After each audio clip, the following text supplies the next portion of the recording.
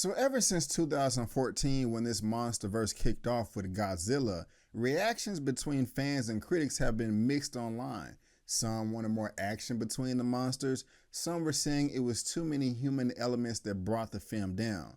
But in this fourth installment, did the studio finally get it right, giving us these big ass monsters beating the hell out of each other? Well, let's talk about it. My name is Brandon Keith Avery, and this is just my opinion.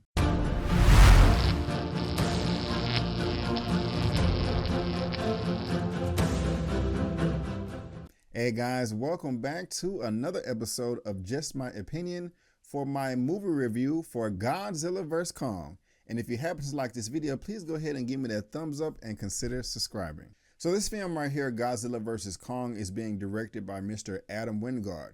He's done films like VHS, The Guest, You're Next, and Blair Witch. Most of those are kind of horror and I tend to stay away from those, but when I've heard of him in other circles, I've heard nothing but good things. And this film right here, I went in with pretty high expectations, even though I was let down by a number of the films in the past. Speaking of Godzilla that came out in 2014, it was entertaining, but I did walk away disappointed. I felt it was over 2 hours of a tease fest where they tease you with Godzilla for throughout the entire movie, and they barely show him at the end, and it just wasn't that fulfilling.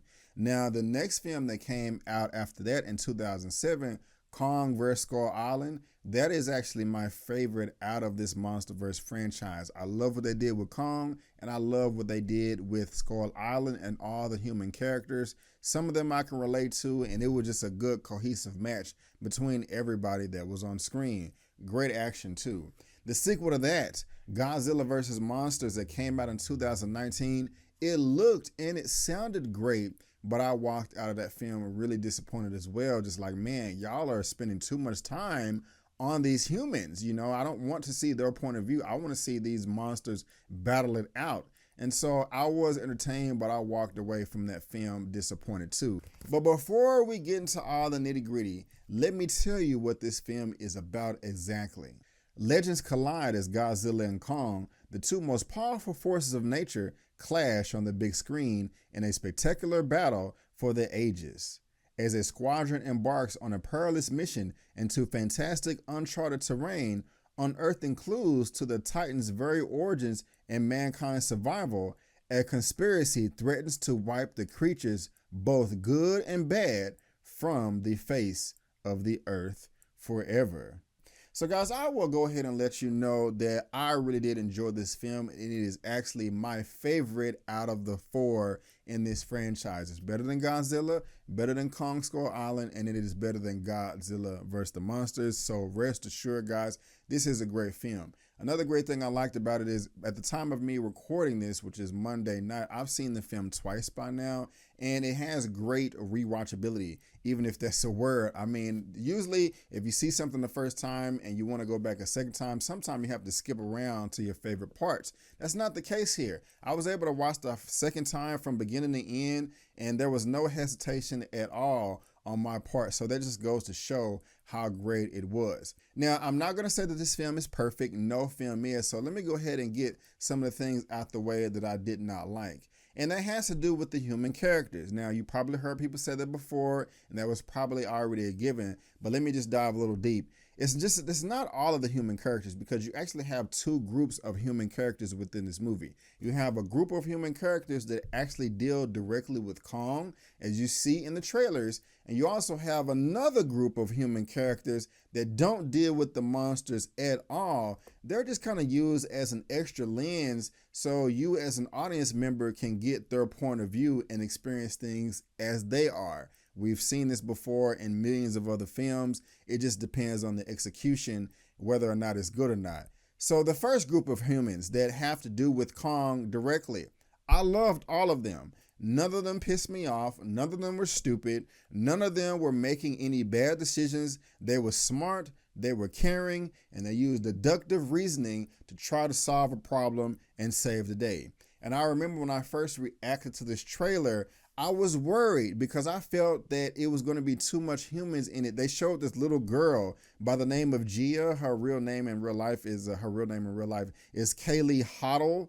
And I was worried about her. I was like, man, who is this little girl in this trailer trying to communicate with Kong and do sign language and stuff like that? I hope they did not focus on her too much. They did focus on her in the film, but she was actually one of the greatest things in the film, man. I mean, she really brought the heart and the soul to this picture, and I enjoyed her every time that she popped up on screen. And everybody else that was involved in her little circle as well, they were great. That was fantastic. I have no problems with those human characters.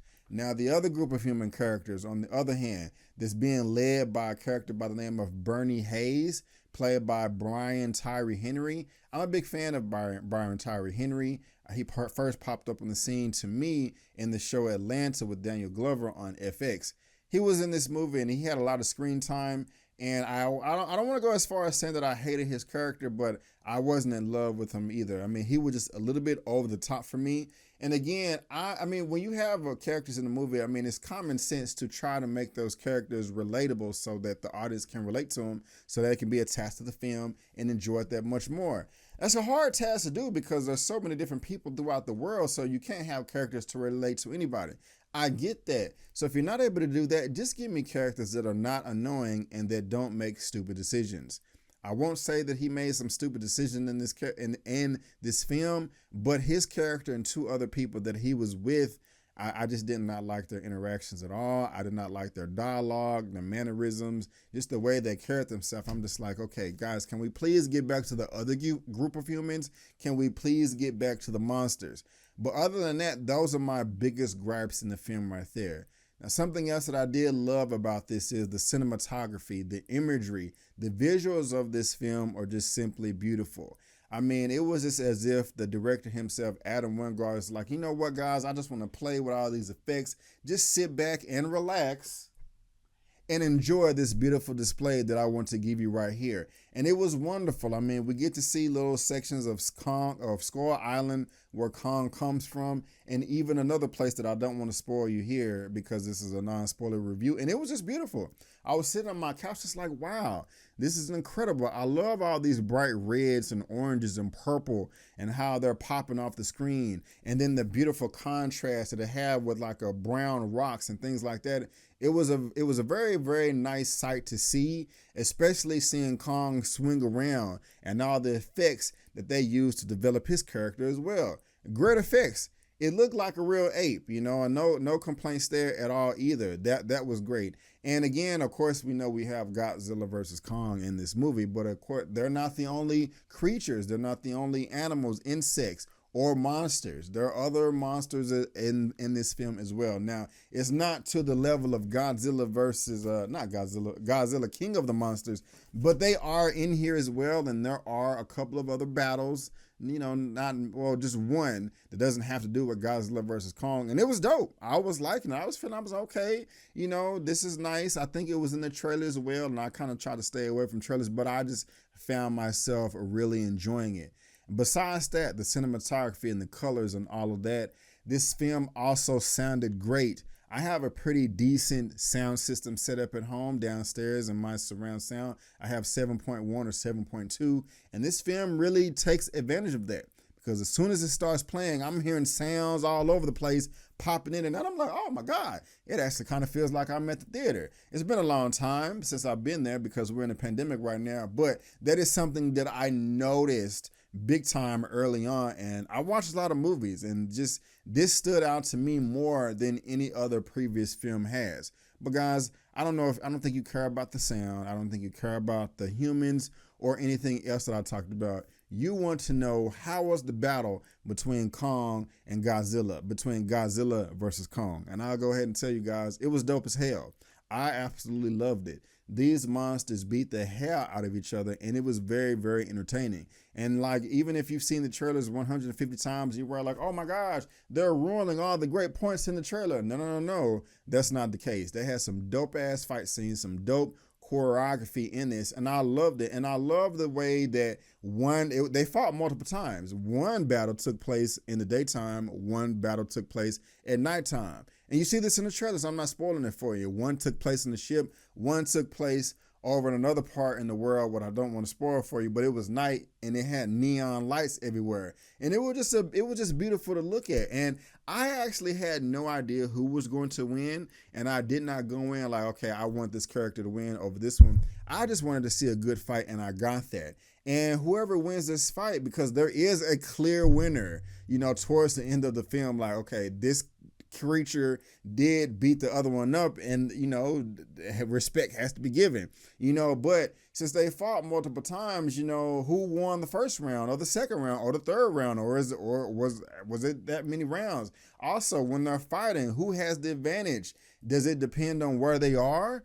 Yes, it does. Think about it. If you're fighting near water, or if you're fighting in open space or a bunch of buildings around you, that's going to decipher who is going to come out on top. And this film kind of explored all of that, or majority of it. And I like that. It's very clever. It makes perfect sense. And they did a great job there. I mean, and one of the things that surprised me was I did not know that Godzilla was as agile as he was in this film. I was like, oh snap, okay. I see. I knew Kong was that agile, but I did not know that Godzilla was that agile. Now, I'm not saying that Godzilla won. I'm just saying that surprised me. I'm like, okay, Godzilla got some moves. He's not just some slow, big lizard dinosaur type monster creature or whatever. He has some moves. Not saying that he's as agile as King Kong or as Kong, but I'm saying, they did a great job there as well. And I mean, you also have some of your typical characters that you get in, other films, like your stereotypical, mustache twirling bad guy that's over a large conglomerate and wants all the control in the world and has nefarious reasons for this and that. And I think I like that inclusion too, even though parts of it was a bit predictable, but it really doesn't matter, because I really just came in to see these monsters fight to the death, or just fight. And I got that. I am satisfied. I was very entertained, and there was a number of times where I was laying down on my couch like this, but then I got up because everything was looking great. Another great thing that I forgot to talk about before I talk about the monsters was the use of technology in this film as well. There's some type of vehicles that they use, and I'll just leave it right there. But it was cool, and I liked it, and it didn't seem that far-fetched. I mean, this film does take place 5 years after Godzilla King of the Monsters, and if you just suspend your disbelief just a little bit, it's an easy pill to swallow as far as you saying, okay, is this realistic or not?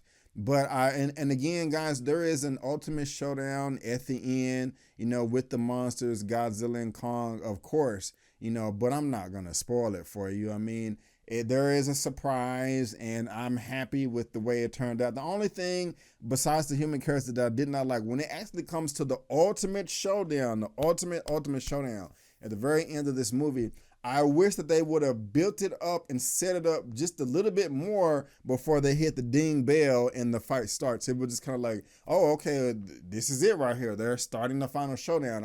I wish they would have drew it out a little bit more, like hyped it up a little bit more. Like a boxing match. They hype it up a lot. I just wanted them to hype it up just a little bit more, but other than that, and then this stupid group of human characters that I did not like, everything else in this film was stellar, and I really enjoyed it. This is something that I will be buying if I don't have HBO Max. I mean, I do have a subscription now.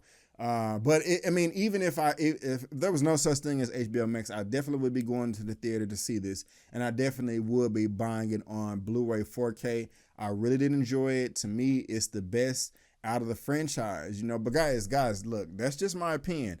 I liked it. You may not like it. Everything is subjective, so I just have to let you know that. But, that is just my opinion, and I will give my rating of the film at the very end. But I do want to thank you so much for tuning in. If you like the video, please give me that thumbs up. Follow me on social media and subscribe to my channel. Help me reach 30,000 subscribers. And also, there is some toxic fandom online right now. We got some hashtag Restore the Snyderverse fans that are review bombing this movie.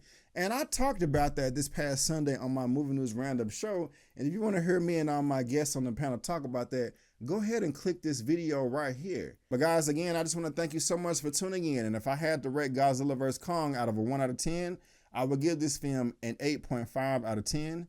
Yes, an 8.5 out of 10. Thank you so much. And before you go, don't forget that my name is Brandon Kid Avery, and that's just my opinion. Peace.